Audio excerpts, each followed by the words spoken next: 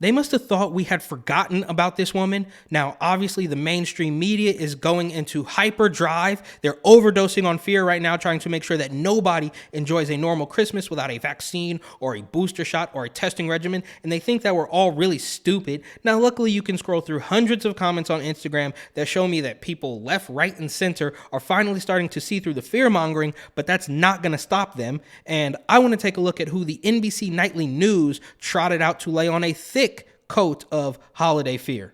At airports, travelers are taking to the skies. Some worried about the latest surge. I'm very concerned about it because the flights are full. Inside the lobby it's full. On the planes are full. Okay, so they said some, but they found one guy sitting outside by himself with a mask on, so of course he's afraid of it. And what he says here, well, the flights are full and the lobby's full, so you want to travel, but you don't want other people to be able to travel. Of course, that makes sense. It's par for the course at this point.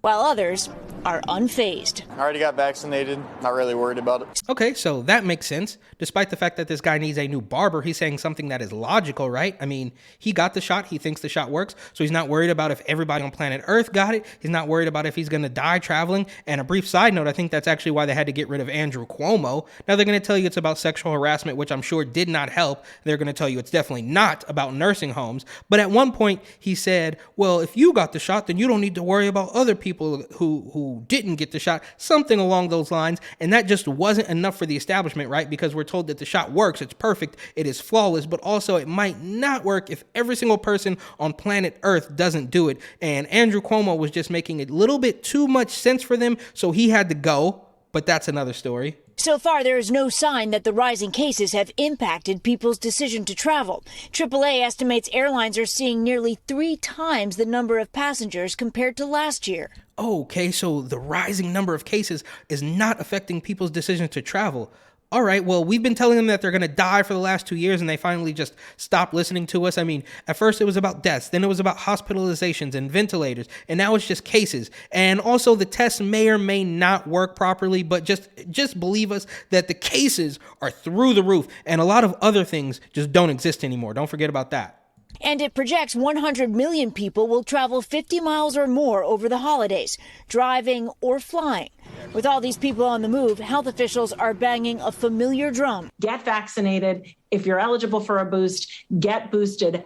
I don't know why that woman is still pretending that she works for us, like she's a government official. She's obviously a pharmaceutical, a member of the farm mafia, as I like to call them. And who in their right mind is looking at Rochelle Walensky and thinking, well, I'm just so glad she's here. I would have died 3 times over if this lady hadn't been here to save me. But this is where it's going to get really good. Dr. Jennifer Nuzzo. For those who are, here's some advice. Are small gatherings okay? You can get together with your relatives over the holidays. Adding rapid tests will make that even safer. What about indoor dining at restaurants? That's a bit murky. Everything we're going to be doing involves individuals' risk tolerance, and some people may decide certain exposures just aren't worth it. And what should unvaccinated people do? People are going to have to continue to use masks and tests and other measures. And most importantly, she says, reconsider getting vaccinated. Okay, so Dr. Jennifer Nuzzo, if you'll recall, she was one of these public health officials back in June of 2020.